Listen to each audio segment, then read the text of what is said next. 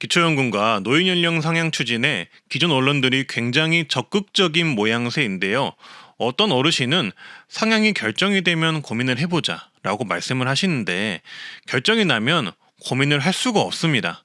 그래서 과정이 중요한 것인데요. 지금은 노인연령 상향 과정의 초입 단계라고 보시면 되기에 정말 많은 어르신분들께서 크게 관심을 가지고 지켜보셔야 한다고 생각합니다. 연령 상향 결정이 나버리면 기초연금과 65세 병원비 할인이 있어요.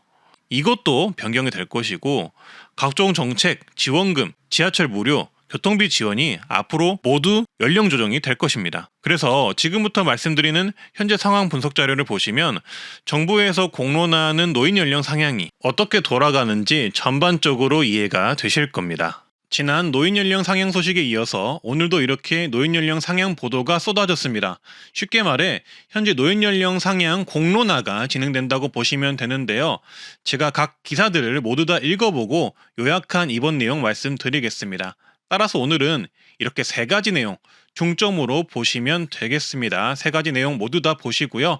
일단 정부는 법정 노인 연령 상향 공론화를 올해는 추진할 것으로 보입니다. 그 근거로는 현재 우리나라 65세 인구 비율이 전체 인구의 20%를 넘으며 2023년 12월에 초고령화 사회에 진입했다는 것을 기사에선 들고 있는데요. 따라서 현재 초고령화 사회로 진입하는 속도가 엄청난 속도로 늘어나고 있으며 향후 2044년에는 일본을 넘어설 전망이라고 합니다. 따라서 그에 따른 노인 연령 기준 상향 논의가 필요하다고 보고 있는 것인데요. 현재 70세로 상향할지 75세로 상향할지 아니면 다른 나이로 상향할지는 정해지지는 않았지만 현 대한노인회 회장의 경우 75세로 상향을 주장하고 있는 상황입니다. 그래서 정부자문기구인 중장기전략위원회가 노인연령 상향을 주요 과제로 제시를 했습니다. 노인연령 기준이 44년 동안이나 그대로 유지 중인 점과 기대 수명이 증가한 점을 근거로 노인연령 상향을 사회적 논의를 거쳐서 단계적으로 추진할 계획이라고 합니다. 겉으로는 노인연령 상향 논의라고는 하지만 사실상 상향을 위한 논의라고 보시는 게 맞겠죠. 따라서 노인연령이 이렇게 상향이 되면 65세 이상 어르신분들에게 미칠 영향은 이렇습니다. 일단 기초연금, 지하철 무임승차, 병원비 할인, 장기요양보험 복지 혜택 등 대부분이 65세의 경우 이제 노인연령 상향이 되면 못 받게 될 확률이 높아지겠죠. 앞으로 상향되는 나이로 혜택이 미뤄지거나 각 혜택별로 연령 기준이 재조정될 것으로 보이고요. 기초연금의 경우 현재 70세로 조정이 되는 가정이 보도자료로 계속 나오고 있는데요. 만약 기초연금을 70세로 지급 연령을 늦추게 되면 연간 약 6.8조 원의 재정 절감 효과를 누릴 수 있다고 판단을 하고 있습니다. 향후 2050년에는 기초연금 수급자가 1330만 명까지 증가를 하게 되면 한 해 기초연금에만 들어가는 금액이 125조 원으로 예상이 되기 때문에 사실상 이런 연령 조정은 피하기 어려울 듯합니다. 다만 기초연금 지급 연령을 70세로 올릴 경우 어르신들의 은퇴 나이와 기초연금 지급 연령 나이 간의 소득 공백이 발생을 하는데요. 정부는 이런 소득 공백을 막기 위해서 정년 연장과 정년 폐지 등을 대책으로 같이 진행을 할 듯합니다. 따라서 퇴직연금 제도 또한 개선이 될 확률이 있다고 하는데 혹시나 이런 개인 퇴직연금 제도 또한 지급 연령이 늦춰지는 게 아닌가 우려가 조금 되긴 하네요. 또한 기초연금의 경우 현재처럼 대부분의 노인들이 받는 하위 70% 지급에서 하위 40% 지급으로 낮추는 방향도 같이 논의가 될 가능성도 있다고 합니다.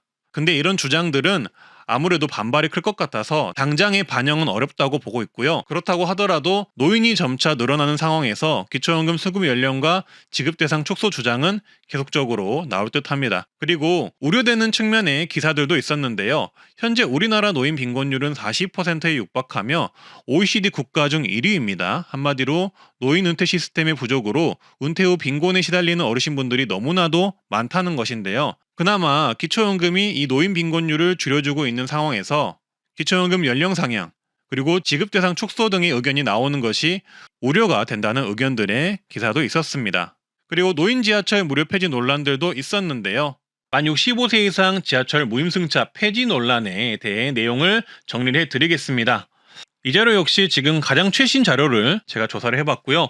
서울교통공사의 2024년 잠정 실적에 따르면 서울 지하철 무임승차 적자가 약 4,100억 원을 기록했다고 합니다. 서울교통공사의 적자는 현재 7조 3천억 원까지 늘어나서 엄청난 부채가 있는 상황인데요. 적자를 엄청 보고 있는데 최근에 시행된 기후동행 카드 관련 적자도 겹치면서 적자가 더욱더 늘어나고 있다고 합니다.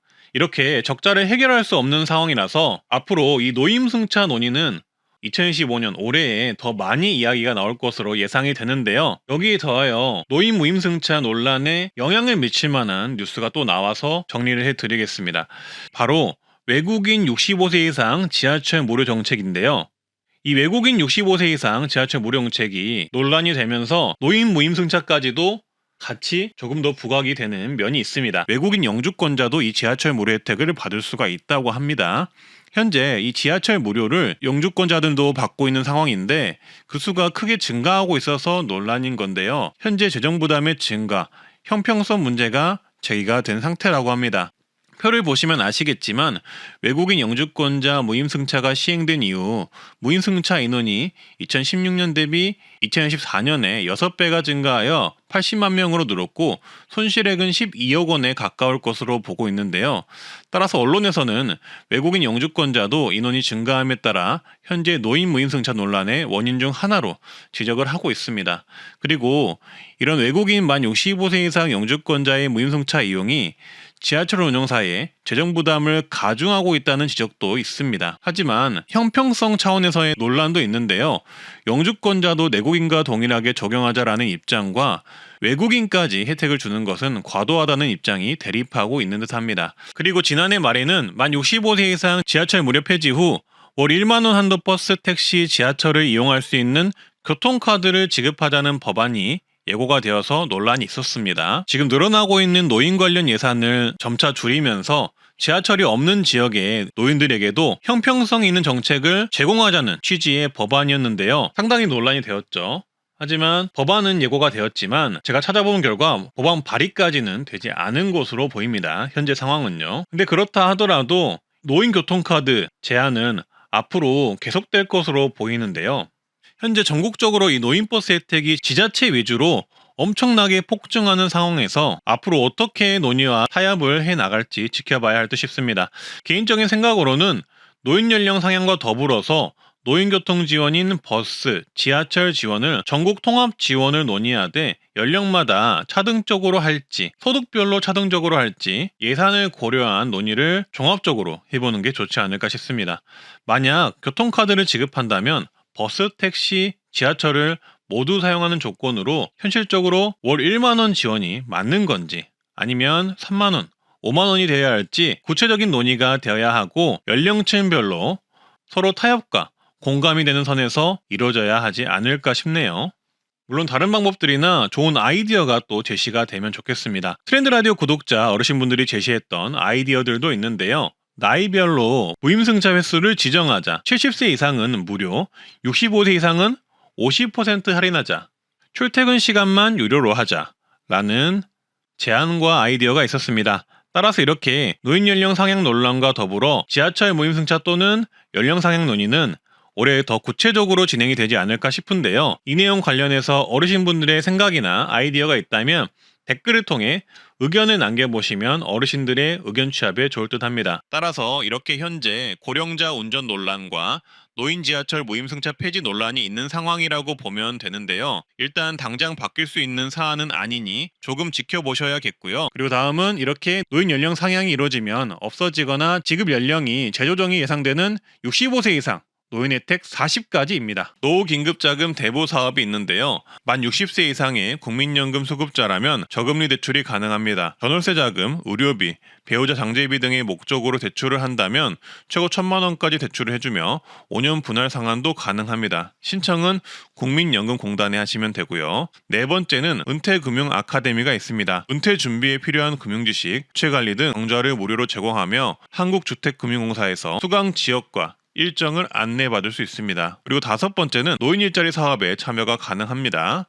보통은 65세 이상이 참여가 가능하며 일부는 60세 이상 참여가 가능합니다. 공익활동의 경우 기초연금 수급자가 신청 가능하며 하루 3시간 매월 10일 정도만 일하고 약 29만 원 수당을 받을 수 있고요. 사회서비스형의 경우 하루 3시간 매월 20일 정도만 일하고 약 60에서 70만 원을 받을 수가 있습니다. 사회서비스형은 주휴수당, 연차수당까지 지급이 됩니다. 그리고 노인 일자리의 경우 만족하신 분들이 꽤 많은데요. 그렇기에 소득이 필요하신 분들은 꼭 하시길 바라겠고요. 기초연금 소득 기준을 책정할 때도 한정이 되지 않는다는 점도 장점입니다. 따라서 노인 일자리 신청 날짜가 발표가 되면 꼭 신청을 하시길 바라겠고요. 보통 노인 일자리는 주로 매년 12월 전후로 신청을 받으며 지자체별로 다르지만 수시로 신청을 받기도 합니다. 신청은 주민센터 등에서 하시면 됩니다. 그 외에 아름다운 이야기 할머니 등 다양한 노인 일자리가 추가로 모집을 하기도 하는데요. 이런 일자리들은 제가 나올 때마다 영상으로 만들어 말씀드리겠습니다. 그리고 한 가지 건의사항은 제가 우연히 담배꽁초 줍는 노인 일자리 하시는 어르신을 봤는데요.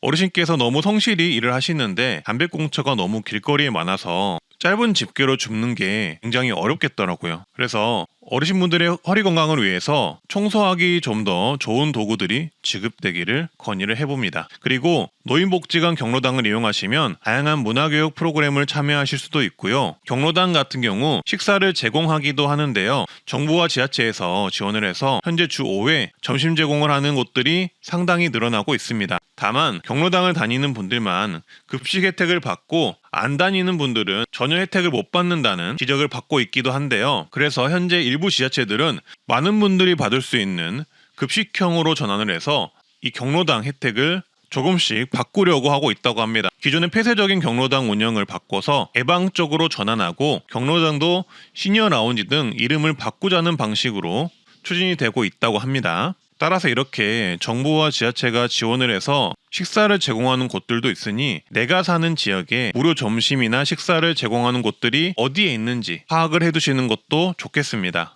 7번째는 디지털 배움터를 통해 스마트폰 앱 사용법, 키오스크 이용법 등을 배울 수가 있는데요. 디지털 배움터 홈페이지를 들어가시면 KTX 앱 사용법, 식당 키오스크 사용법 등을 그 즉시 연습할 수 있습니다. 생각보다 실제 키오스크와 유사해서 한번 들어가셔서 이것저것 눌러보면서 배우셔도 좋겠다는 생각이 들었는데요. 요새 키오스크가 너무 많아져서 식당이나 카페에 가시면 당황할 수가 있는데 이렇게 사이트를 통해서 차분히 연습을 해보셔도 좋겠습니다. 그리고 오프라인 강의 등을 통해 교육도 가능하니 참고하시면 되겠습니다. 8번째는 치매검진 지원이 있습니다. 치매가 의심되어 조기검사가 필요한 경우 선별검사를 무료로 받을 수가 있고요. 저소득 어르신의 경우 진단 감별 검사비 일부를 지원받기도 하니 참고해 주시면 되겠습니다. 신청은 지역보건소 치매안심센터에서 신청을 하시면 되고요.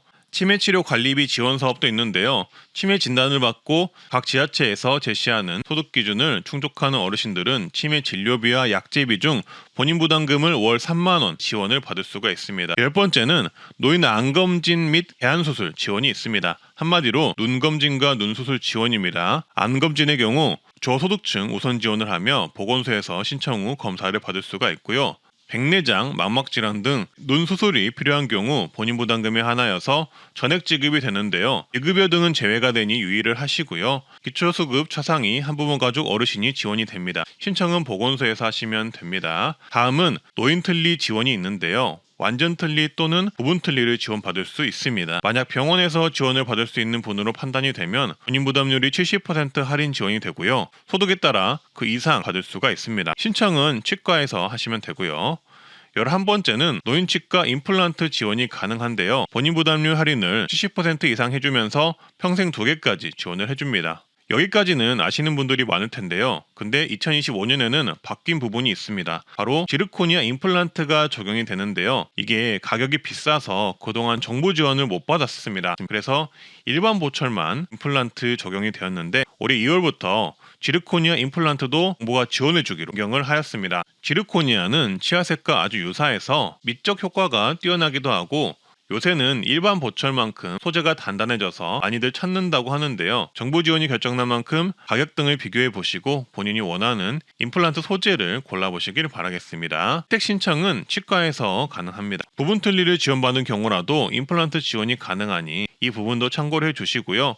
틀니나 임플란트의 경우 지자체 지원이 추가로 있을 수 있으니 치료받기 전에 한번 확인해 보시면 좋겠습니다. 12번째는 노인 무릎 인공관절 수술 지원을 받을 수가 있는데요. 저소득층 위주로 본인 분담금 무릎 한쪽당 120만 원을 지원받고요. 노인의료 나눔재단에 문의하시고 수술 받기 전에 신청을 해야 한다고 합니다. 신청은 지역보건소에 신청하시면 되겠습니다. 13번째는 국가예방접종 지원 사업이 있는데요. 폐렴규균, 독감 예방주사를 지원하고요. 여기에 추가로 코로나 예방주사도 지원합니다. 폐렴구균은 평생 1회, 독감 예방주사와 코로나는 매년 1회를 지원하고 있습니다. 요새 독감이 미친듯이 유행이라 몰라서 아직 예방접종을 안 맞으신 분들은 꼭 맞으시고요. 보건소 문의하시거나 전국 지정 의료기관에서 맞을 수가 있습니다. 네 번째는 걸리면 심각한 고통을 동반한다는 대상포진 예방주사 지원 혜택이 있는데요. 일단 전국 지원은 현재는 어려운 상태입니다. 이번 정부의 공약이긴 했는데 추진이 현재 어려운 상태로 나오고 있고요. 그래서 지자체들 일부가 어르신분들만을 대상으로 지원을 해주는 곳들이 있습니다. 꽤 많은 지자체가 지원을 해주고 있으니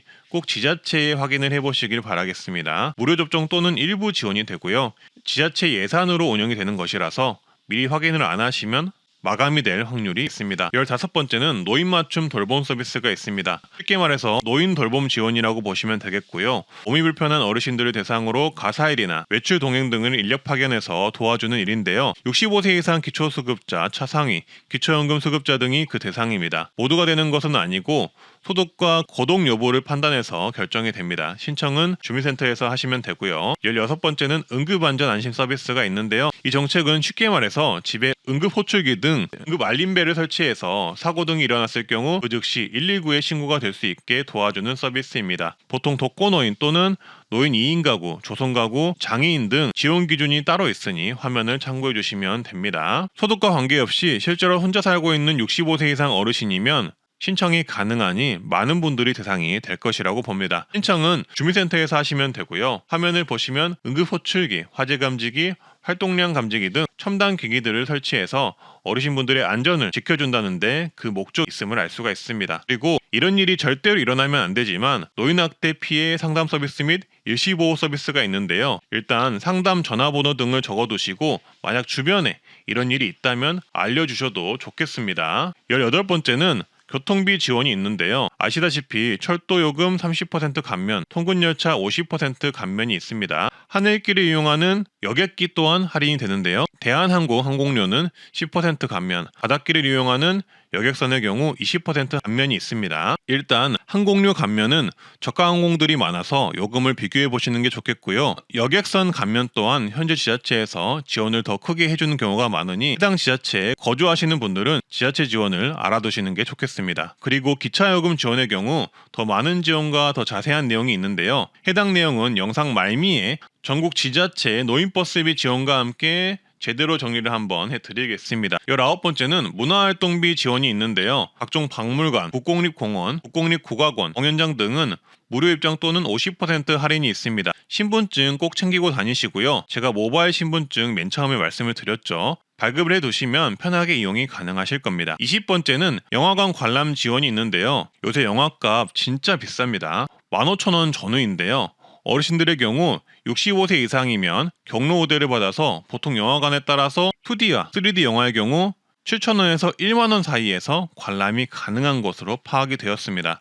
다만 요금은 영화관마다 달라질 수 있다는 점 참고를 해주시고요. 그리고 몇 가지 팁을 드리자면 매달 마지막 주 수요일은 문화의 날로 CGV 기준 경로 우대 금액 6,000원에 볼 수가 있고요. 통신사 VIP 멤버십이 있는 분들은 경로 우대가 아니더라도 1년에 3회 이상 영화를 무료로 보실 수가 있으니 본인의 통신사 멤버십을 확인 후 활용해 보시길 바라겠습니다. 추가로 종로 낙원상가에 허리우드 극장이라고 실버 영화관이 있는데요. 55세 이상이면 동반 고객도 인당 2,000원에 옛날 영화들을 관람할 수 있다고 하니 한번 활용해 보시는 것도 좋겠습니다. 또한 국민건강보험료 할인이 있는데요. 소득재산 요건 만족 시 최대 30% 할인이 있으니 참고해 보시길 바라겠습니다.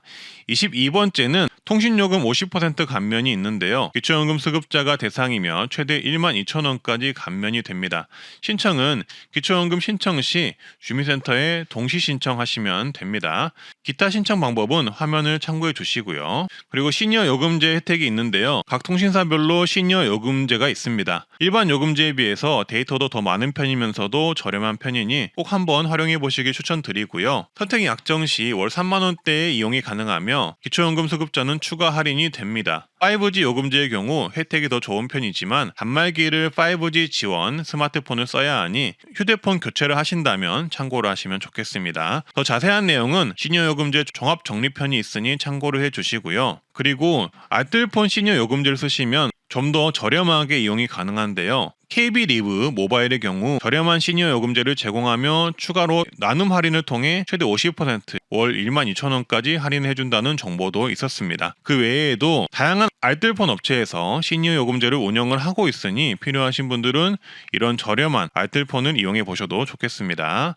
그리고 주거급여 수선 비용 또한 65세 이상은 주거 약자용 편의시설 설치를 50만 원 더 할 수 있다고 하니 참고를 해주시고요. 26번째는 저소득 복지 혜택이 있는데요. 현재 생계급여, 주거급여를 받는 분들 중 대부분이 65세 이상 고령자 분들이라고 합니다. 우리나라 노인 빈곤이 정말 심각하기 때문인데요. 그래서 생활이 어려우신 분들은 그에 따른 정부 지원금을 받을 수 있으니 혹시나 본인 생활이 어려우신데 관련 지원금을 아직 신청을 안 했다면 꼭 한번 신청을 해보시길 바라겠습니다. 생계급여, 의료급여, 주거급여 등 다양한 지원이 있습니다. 27번째는 각종 고령자 임대주택 혜택이 있는데요. 행복주택 조건에 부합을 하거나 고령자 매입 임대주택 조건에 부합을 하면 공공임대 신청이 가능한 자격이 주어지며 자녀가 노부모를 부양하는 경우 노부모 부양으로 임대 조건에 부합하는 경우도 있습니다. 또한 복지관과 함께 건설이 되는 고령자 복지주택 또한 신청 조건에 부합하는 경우 신청이 가능합니다. 현재 정부는 노인 복지주택 부양에 대한 다양한 노력을 기울이고 있는데요. 이 내용도 제가 따로 정리해둔 내용이 있으니 더 자세한 내용은 해당 영상을 봐보시고요. 28번째는 고혈압 당뇨 관련 지원이 3가지가 있는데요. 고혈압 당뇨병 등록관리 사업 신청을 하면 65세 이상은 진료비, 약제비 지원을 매월 받을 수 있는데요. 시범사업이라서 시범사업 지역에서만 진행합니다. 진료비는 1,500원 지원, 약제비는 질환별로 2,000원 지원을 해주는데 고혈압 당뇨병 모두 진료받는 경우는 최대 4,000원을 지원받아 총 5,500원 지원이 가능합니다.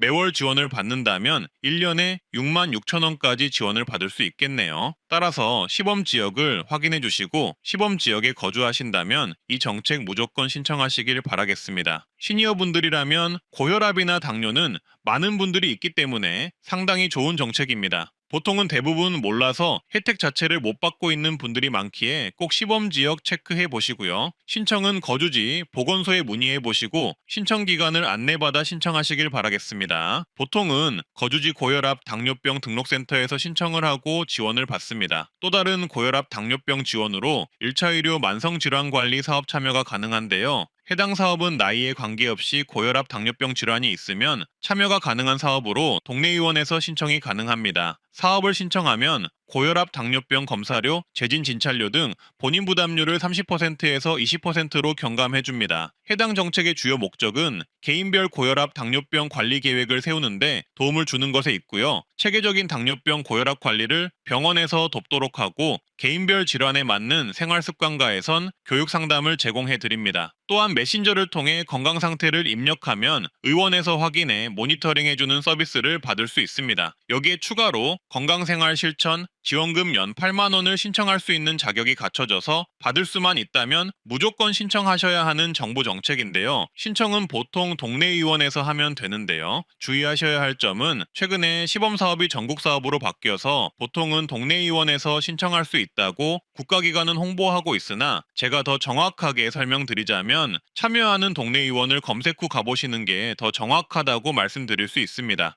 참여를 안 하는 동네 의원들도 있는 것으로 파악되어 말씀드리니 해당 부분 참고해 주시고요. 그리고 이어서 매년 8만 원까지 받을 수 있는 건강생활 실천 지원금 제도가 있는데요. 동네 의원에서 1차 의료 만성 질환 관리를 신청하신 분들이 추가적으로 신청할 수 있는 지원금입니다. 해당 지원금은 최대 8만 원을 받아 병원에서 결제할 수 있는데요. 관리를 하면 포인트를 주는 제도로 참여 신청만 해도 5,000포인트를 받으며 걸음수, 혈압 및 혈당 측정 등을 통해 1년간 최대 8만 원을 지급합니다. 포인트 사용처는 지정 온라인 쇼핑몰이나 전국 의원에서 진료비 결제로 사용이 가능합니다. 건강생활 실천 지원금 신청 방법은 공단 홈페이지나 앱에서 신청하는 방법이 있고요. 시니어 등을 위해 공단 지사 방문 신청 또는 팩스 신청, 참여의원에서 신청하는 방법도 가능하다고 합니다. 말씀드렸듯 이 정책은 전국적인 정책으로 웬만하면 받을 수 있다고 보시면 되겠습니다. 그러니 귀찮더라도 조건만 맞다면 무조건 신청해 보시는 것을 추천드리고요. 포인트 사용의 경우 체크카드를 발급해서 동네 의원 진료비 등을 결제할 수 있다고 하니 이 부분을 참고해 주시면 되겠습니다. 그리고 29번째는 장기 요양보험 제도가 있습니다. 어르신분들은 아실 수도 있겠지만 몸이 불편한 어르신들의 경우 요양보호사가 와서 거동을 돕고 가사 지원을 하는 경우가 있잖아요. 이게 장기 요양보험 제도인데요. 요양보호사 파견비의 85% 이상 국가 지원이 이루어지며 매년 복지연구 160만 원까지 지원을 하는 제도입니다. 다만 아무나 신청 가능한 것은 아니며 신청 요건이 있기에 건강보험공단과 상담 후 신청을 해보셔야 하고요. 요새는 신청하더라도 선정이 점점 쉽지 않다고 하니 필요하신 분들은 꼼꼼히 구매를 하셔서 신청을 해보시길 바라겠습니다. 그리고 30번째는 기초연금인데요. 노인 70%에게 지급하는 기초연금은 2025년에 더욱더 인상이 되었습니다.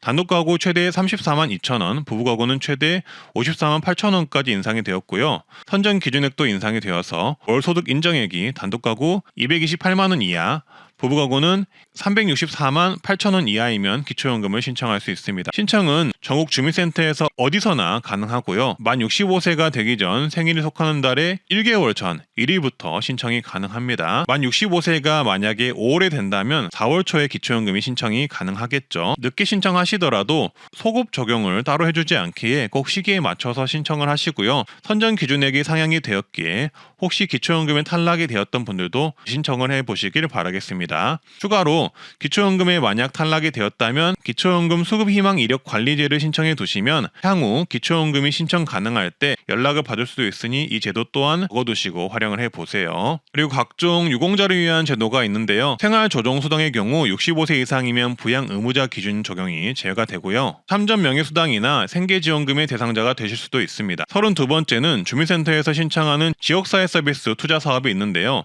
지자체별로 운영이 되어서 서비스가 조금씩 다를 수 있다는 점 참고를 해주시고요. 어르신 안마 비용 지원, 노인 맞춤형 운동, 그리고 여행 지원, 정신건강 지원 사업 등이 있습니다. 다만 신청 조건들이 있으니 신청 조건에 부합해야 하고요. 비용으로 따졌을 때 안마 비용이나 정신건강 지원 사업은 꽤나 큰 비용을 지원을 하지만 극히 소수 인원들만 선정이 된다는 단점이 있습니다. 하지만 필요하신 분들은 꼭 신청 기간에 신청을 일단 해보시길 바라겠고요. 신청 기간은 지역별로 다릅니다. 보통은 연말 연초 아니면은 7, 8월 전후에 신청을 받습니다. 그리고 33번째는 각종 건강검진 지원이 있습니다. 각 연령이 도래할 때마다 골다공증 검사라든지 정신건강검사, 인지기능, 노인 신체검사 등을 받을 수가 있습니다. 그리고 주택연금 제도가 있는데요. 55세 이상이면 참여가 가능하며 주택 공시가격이 12억 원 이하인 어르신이 대상인데요. 아시다시피 공시가격은 현재 시가가 아닙니다. 정부가 정해둔 공시가격이 따로 있기에 그 가격 기준이라는 점을 참고해 주시고요. 일단 그리고 보통은 현재 기준으로 공시가격이 시가보다는 낮게 형성이 됩니다. 주택연금은 내 집을 담보로 맡기고 매월 연금을 수령하는 것인데요. 사람마다 연금 효과가 다를 수가 있으니 관련 상담을 해보시고 집을 유지하는 게 나을지 주택연금을 신청하는 게 나을지를 판단해 보시길 바라겠습니다. 신청은 한국주택금융공사에서 가능하고요. 35번째는 어르신분들 가족이 근로장려금 대상이 되실 수가 있는데요. 근로장려금 기준에는 70세 이상 부양 직계가족이 있다면 소득 조건만 충족한다면 그에 준하는 근로장려금을 받을 수 있다고 나와 있습니다. 그리고 36번째는 결핵 무료 검진이 있는데요. 65세 이상이면 질병청에 송부하는 보건소 무료 결핵 검진을 매년 1회 받으실 수 있습니다. 본인이 거주하는 지역에 문의하셔서 매년 1회 결핵 검진을 꼭 받아보시는 게 좋은데요. 결핵이 없어진 줄 아셨겠지만 현재 결핵은 조용히 기승을 하고 있으며 어르신분들을 대상으로 확산하고 있습니다. 어르신분들에게 제일 위험한 게 폐질환이잖아요. 그래서 결핵은 어르신분들의 건강을 심각하게 해치는 무서운 질환입니다. 그래서 시간 되실 때 내년에도 결핵검진, 무료검진은 꼭 한번 보건소에서 받아보시고요. 예산이 소진이 되면 받을 수 없다는 점만 참고해 주시면 되겠습니다. 그리고 지금부터는 노인교통비 지원금에 관해 지하철 버스 무료, 전국 기차 할인에 대한 더 자세하고 꼼꼼한 내용을 말씀드리겠습니다. 좋아요, 구독해주시고 바로 보러 가시죠. 일단 만 65세 이상이면 교통비 지원 관련 혜택을 받을 수 있는데요. 일부 지역은 70세 이상 시니어들이 가능한데요. 내용을 좀 더 자세히 알고 계시는 게 중요합니다. 일단 KTX 노선과 KTX 이음, SRT, ITX 청춘, ITX 새마을은 만 65세 이상이면 경로 할인으로 30% 할인이 됩니다. 단 평일에만 할인이 되니 참고하시고요. 그리고 올해 새롭게 신설된 내용으로는 이제 새롭게 개통되는 열차, 노선 또한 65세 경로 할인이 가능한데요. 모르셨던 분들이 많을 텐데 최근 서울 청량리역에서 부산 부전역까지 KTX 이음이 개통이 되었다는 것입니다. 조금 더 저렴한 요금으로 서울에서 부산까지 갈 수 있는 열차가 개통된 것인데요. KTX 이음 열차는 최고 속도 260km로 최고 속도 300km인 KTX보다는 조금 느린 열차이고요. 기존 노선인 천안대구, 울산 등을 거치는 노선과는 다르게 양평, 원주, 제천, 안동, 태화강 등을 거치는 노선이 신설된 것입니다. 해당 신설 노선의 경우 만 65세 이상 경로 할인이 30% 적용이 되니 참고해서 이용하시고요. 평일만 혜택이 가능한 것으로 확인되었습니다. 여기에 추가로 포항과 삼척을 잇는 동해중부선이 개통이 되었는데요. 65세 이상은 어르신들은 누리로를 통해 평일, 주말 상관없이 30% 할인받아 이용할 수 있고요. 또한 이렇게 동해선이 이어지다 보니 강릉과 부산 부전역을 잇는 ITX 마음열차가 개통이 되었는데요. 이 ITX 마음열차의 경우 65세 이상은 평일 할인을 받을 수 있게 되었습니다. 따라서 65세 이상 분들이 기차를 통해 가실 수 있는 지역이 굉장히 많이 늘어나고 있고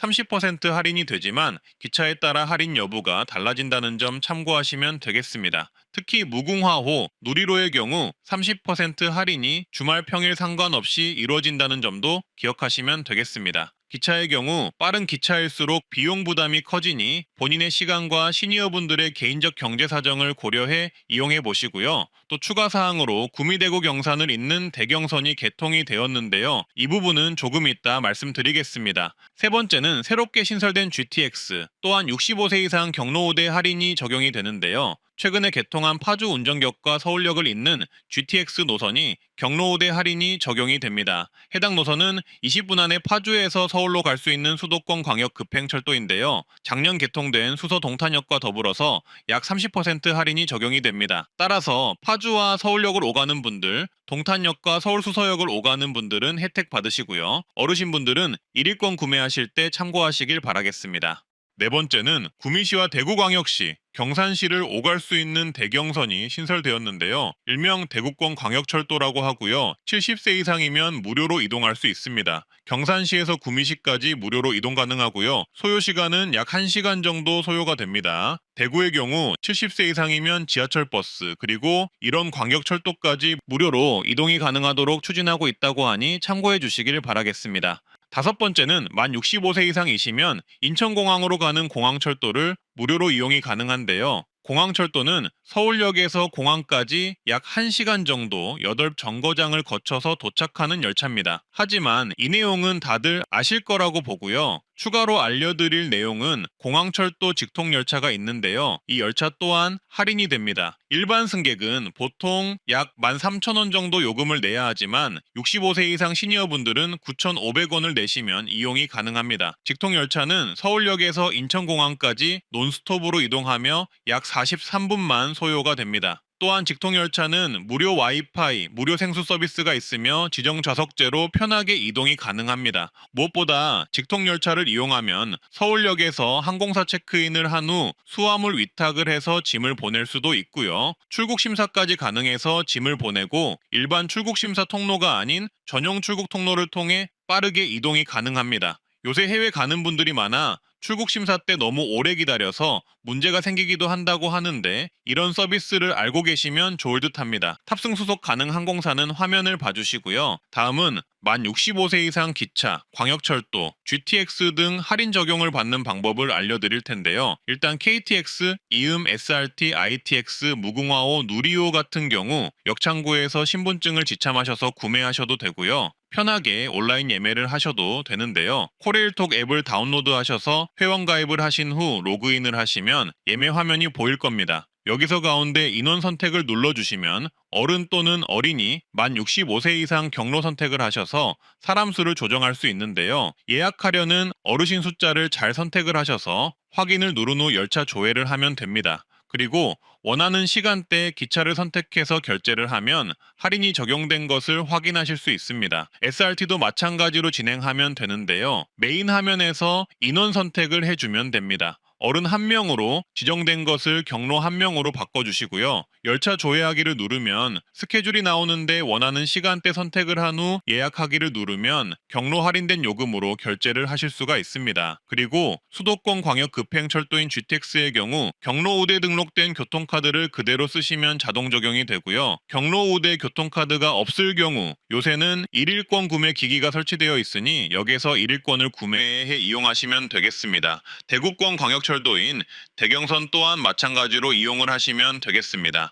그리고 7번째, 지역별로 노인 지하철 무료 연령 이용 조건이 다를 수 있는데요. 일단 서울과 수도권, 부산, 대전, 광주의 경우 65세 이상이면 노인 지하철이 무료이지만 대구의 경우 70세 이상 노인 지하철 무료로 변경이 되었습니다. 지하철 탑승 가능 연령은 매년 상향 중이라서 현재 67세부터 지하철 무료가 가능하지만 최종적으로는 70세 이상 지하철 무료로 바뀐다는 점 참고해 주시고요. 그리고 각 지자체별로 노인 교통우대 카드를 쓰시는 것이 매번 1회권 쓰는 것보다 편하다는 점 참고해 주시길 바라겠습니다. 노인 교통카드의 발급의 경우 각 지자체마다 다른데요. 일단 서울의 경우 주민센터 또는 신한은행에서 발급 가능하고요. 경기도의 경우 농협은행이나 농축협 영업점에서 발급 가능합니다. 인천의 경우 주민센터와 신한은행에서 발급 가능하고요. 대전은 하나은행에서 가능하고 모바일 신청도 가능합니다. 부산은 부산은행에서 발급하시고요. 광주는 하나은행에서 발급하시면 됩니다. 대구는 67세 이상은 신한은행에서 발급하시고 73세 이상은 주민센터에서 발급하시면 됩니다. 그리고 시청자님들의 교통카드 발급 관련 건의사항이 2가지가 있었는데요. 교통 모임카드를 운영하는 지자체는 한 가지로 합쳐줬으면 좋겠다는 것과 영업점 방문 필수 대신 모바일 온라인 신청 또는 주민센터 신청 제도가 있었으면 한다는 것입니다. 발급 과정이 좀 더 편해지면 어르신들이 편하게 이용하실 수 있을 것 같습니다. 요새는 은행들이 거의 없어지고 있어서 발급이 불편하실 것 같긴 합니다. 8번째는 모든 노인이 받을 수 있는 K패스 정책을 신청하시고요. 추가로 K패스와 연계한 노인 혜택과 지자체 버스 무료 관련 내용을 간략 정리해 드릴 텐데요. 일단 K패스를 사용하시면 전국 모든 노인분들은 교통비 20% 환급을 받을 수 있습니다. K패스 카드 발급 후 회원가입 후 등록하신 후 월 15회 이상 쓰시면 받을 수 있고요. 그 전에 확인해 보셔야 할 것은 거주 지자체에서 버스, 택시 지원 및 무료 정책이 있는지 확인이 필수인데요. 요새는 버스, 택시 관련 지자체 지원이 늘고 있어서 일단 이 정책 무조건 확인해 보셔야 하고요. 다음은 K패스와 연계한 노인 추가 혜택을 주는 지자체인데요. 광주광역시는 G패스를 도입해서 65세 이상 노인에게 대중교통 요금 50% 환급 혜택을 제공하고요. 경남은 경남패스를 도입해서 75세 이상 버스비를 전액 환급해줍니다. 경남은 친절하게 주민센터에서 신청을 도와준다고 하니 참고하시길 바라겠습니다. 인천은 아이패스를 도입해 65세 이상 30% 환급을 해주고 있습니다. 따라서 이렇게 K패스 카드를 발급해서 이용을 하면 어르신분들이 혜택을 받을 수 있으니 참고해 주시고요. 한 가지 건의사항은 어르신분들이 K패스 발급에 어려움을 겪는 분들이 많습니다. 그러니 주민센터 등에서 어르신들의 K패스 발급을 도와주는 정책이 나왔으면 합니다. 지자체 교통비 지원해주는 시도군들,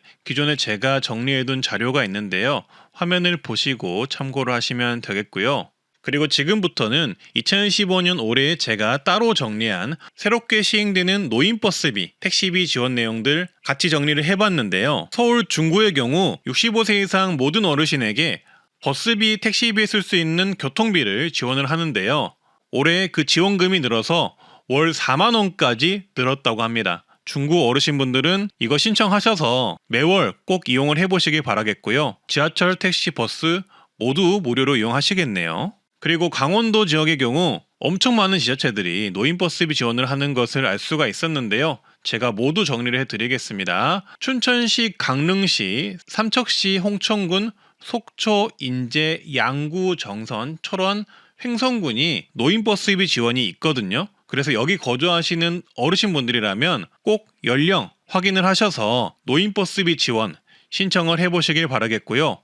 지금 표가 앞에 보이시죠? 이 표를 꼼꼼히 보셔서 내가 사는 지역에 버스비 지원이 있는지 확인을 해보시길 바라겠습니다. 그리고 태백시 같은 경우에는 택시비 지원이 따로 있더라고요. 그래서 참고를 하셔서 신청을 하시고요. 평창구는 천원 버스를 운영하고 있습니다. 그리고 원주시는 70세 이상 노인버스 무료를 올해 하반기에 시행할 예정이라고 합니다. 그리고 추가로 강원도는 이렇게 65세 이상 보행이 어려운 분들을 위주로 택시비를 지원해주는 교통약자 광역 지원 서비스도 있으니 거동이 어려운 분들은 꼭 이 제도를 신청을 하시길 바라겠고요. 택시 기본료 시작이 1,100원부터로 저렴하게 제공을 한다고 하네요. 그리고 경상북도 전체는 올해 하반기 70세 이상 버스 무료 지원을 추진한다고 하니 참고를 해주시고요. 울산광역시는 75세 이상 무료 버스를 올해 9월부터 시행을 한다고 합니다. 그리고 울산 울주군의 경우는 조금 더 혜택이 있는데요. 65세 이상부터 무료 버스를 9월부터 추진을 한다고 합니다. 인천은 광화군 또한 70세 이상 버스비를 지원을 하고 있으니 참고를 하시길 바라겠습니다. 그리고 순천시는 75세 이상 시내버스 무료 이용을 10월부터 추진한다고 합니다. 또 다른 교통지원으로는 2월 1일부터 경주시는 70세 이상 모든 노인 무료 택시비를 연간 16만원 지원합니다. 1회 결제 한도는 12,000원, 초과 금액은 이용자가 부담한다고 하는데요. 택시가 필요한 경주시 어르신분들에게 큰 도움이 될 듯합니다. 다음은 서울시 노인버스 관련 보도인데요. 노인버스 무료 정책 관련 오세훈 시장의 인터뷰가 있었습니다. 오세훈 시장은 노인버스 무료 정책은 어렵다고 선을 그었고요. 다만 할인 정책은 고민 중이라는 취지의 답변을 하였습니다. 그리고 마지막으로 말씀드렸듯이 지자체마다 노인 교통비 버스, 택시비를 지원하는 곳들이 많습니다. 거의 대부분 버스비를 지원하는데요. 본인 지자체가 버스비 지원을 하는지 한번 확인해 보시고요. 모르시겠으면 댓글로 지역을 적어주시면 해당 지역 노인교통비 지원이 있는지 답변 드리겠습니다. 오늘은 2015년 만 65세 이상 혜택을 종합적으로 매우 자세하게 정리를 해봤는데요. 아마 디테일한 정보들은 그 어디에서도 보실 수 없으셨을 겁니다. 앞으로도 이렇게 어르신분들을 위해서 꼼꼼히 조사해서 말씀드리는 트렌드 라디오가 되도록 하겠습니다. 좋아요, 구독, 알림 설정 한번 해주시고요. 오늘도 좋은 하루 되시길 바라겠습니다. 그리고 영상 도움되셨다면 공유도 지인분들께 꼭 한번 해주세요. 감사합니다.